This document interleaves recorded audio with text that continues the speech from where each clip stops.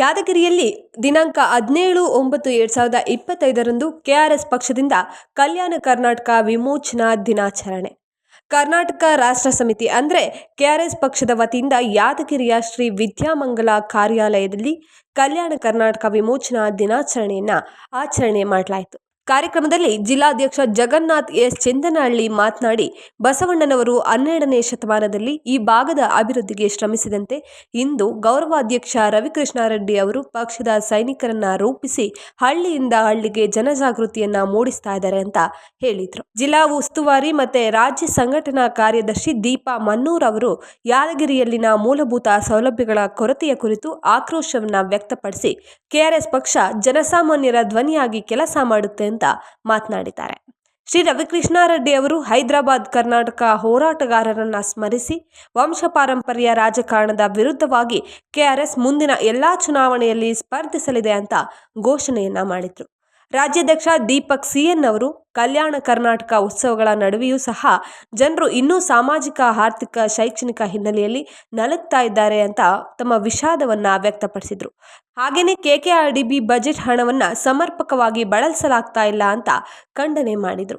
ಕಾರ್ಯಕ್ರಮದಲ್ಲಿ ರಾಜ್ಯದ ವಿವಿಧ ಜಿಲ್ಲೆಗಳ ಪದಾಧಿಕಾರಿಗಳು ಹಾಗೆಯೇ ಪಕ್ಷದ ಇನ್ನಿತರರು ಭಾಗವಹಿಸಿದ್ರು.